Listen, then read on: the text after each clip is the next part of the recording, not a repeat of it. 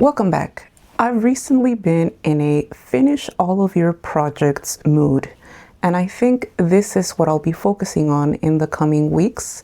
I have lots of things going on, and I'm always getting distracted by new exciting projects, new skills that I want to learn, but I don't like to have a clutter of projects. Normally I have one or two projects going on, but recently I feel like it has exploded. So let's just get started.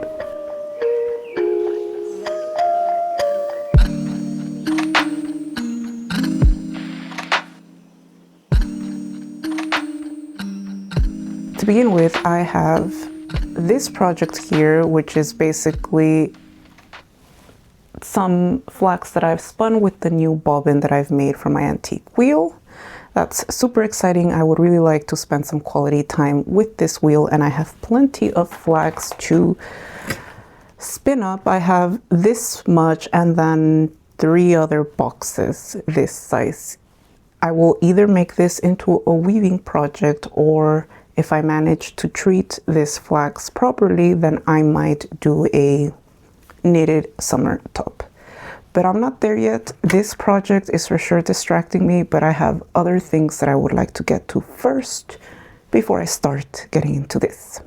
And then there's this cardigan here that I've been working on since last year. This is basically simple cardigan with a cable detail along the edges here. I've basically used up all of my spin to mortar yarn, and of course I did run out of yarn again. I thought I had made a proper swatch and calculated it, but clearly not. So I have some wool to spin up so that I can finish up this project once and for all. I'm getting there, I am. All I'm missing is one arm, and then the band, the button band along the rim here.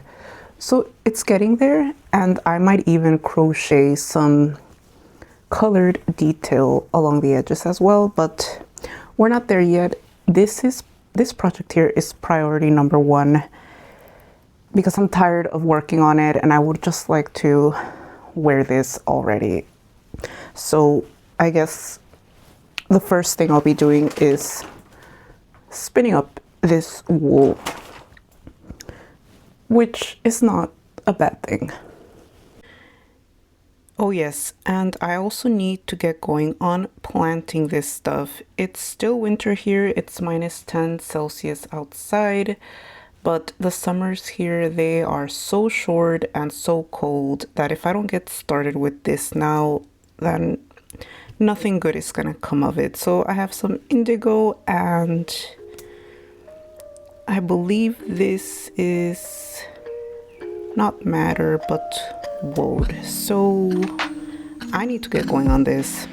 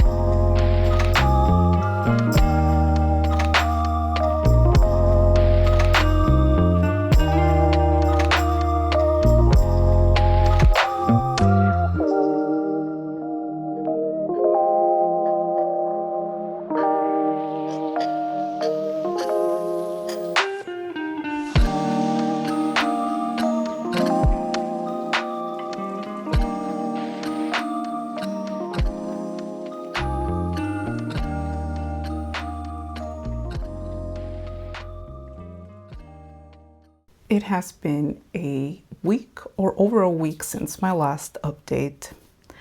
I have been traveling. I spent a few days in Bergen. I did have a very busy schedule, but I did have the chance towards the end of the day to go out and explore the town, go into a few shops, see the historical part of town, just look at the locals and just enjoy the view. It was interesting to say the least, and of course, because it is Bergen, it was raining the first day when I arrived. I was determined to go out, but let me tell you, I was drenched even though I got an umbrella, and it was really amusing to me because I was looking at the locals and there were many wearing wool. That's smart. I mean, it's waterproof, but they were not fazed at all by the rain. And it wasn't like a drizzle, it was pouring. And at some point, I walked in front of a pub and there were two guys there outside in the terrace just drinking their beer, not even fazed by the wind. Mind you, the rain was like coming in horizontally and they were getting wet, but they were enjoying themselves. I guess that's Bergen, everyone. Anyway, I did end up going to 4 knitting shops. The first shop that I went to was rather interesting. They had a bunch of luxury brands that I had never seen before. They were silk, cashmere, mohair blends. There was quite a lot from France, but they did have something that I have never seen before, and that was yak. And of course, well, I ended up getting some of it. I ended up getting enough for a summer top. This is a blend of wool and yak, 50%. So I'm looking forward to this, but I can't start this. I can't until I finish my other projects. The other shop that I went to was next to the train station, and that was rather convenient for those taking the long haul trains out of Bergen. And they had a bunch of yarn, different types, from all price points. They had a bunch of local stuff, but then they also had a bunch of stuff from Ireland and France and some other place that I just don't remember right now. And what was most interesting about that shop is that you could buy books without buying yarn, and that is a huge win for me.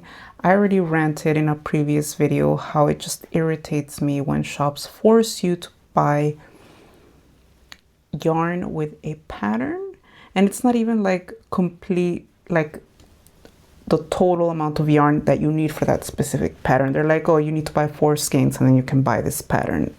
Okay, well, I just walk out of those. But anyway, in this shop, you could buy books, and I ended up getting this. I have been eyeing this book for over a year, and I just haven't bought it. Like, I always look at it and think, oh, I want to do beautiful color work, and I'm just gonna buy the individual patterns, this and that. And I always stop myself because I like the physical versions. Like, I know you can buy a digital version and then just print it out, but it's not the same thing. I am a big fan of getting them in this format. So when I saw this, and then I even asked the lady, like crossing my fingers, can I buy this book without buying the yarn? And she was like, of course. And I was like, wow. And of course I got it. It was not cheap, but you know what? I had to support this mentality and I had to support their shop. So I went and got it. I'm super pleased with myself right now. This was a major win for me. Anyway, that's all I got. And that's basically all I managed during that trip. But I'm still motivated to finish my current projects. I'm not done with that cardigan that I introduced earlier in this video. I did finish one of the arms and I'm just in the band phase now. So I hope that I get it done this weekend and then I can block it and then finally wear it. It's still snowy and cold outside, so who knows? I mean, at this rate, I may never see summer again.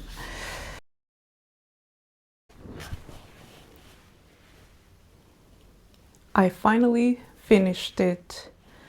It's blocked and I even added this blue, navy blue detailed across the band. And it fits. It looks great. I was having my doubts before blocking it and adding the band. I thought, okay, this does not look like it has any structure whatsoever. But now that it's nicely blocked and in place and that I'm wearing it and I can see the texture of the hand spun, I am really satisfied with the final results. The original pattern allows for buttons across the band, but I'm not adding any of that. I'm just gonna leave it like that. And I think the contrast of the blue and white really make the cables pop up.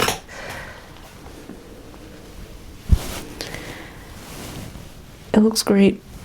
I am super satisfied with this. Came out better than expected. And then this is all of the wool I have left from this project. Maybe I'll blend this with something else later on. I'll leave it as is now. It's not enough for any sizable project unless I actually blend it. Okay, but I think I'll leave it at that. I won't be able to finish all of my projects in one go in one video. Crafting takes time, so I will leave it at that. Thank you for watching. See you next time.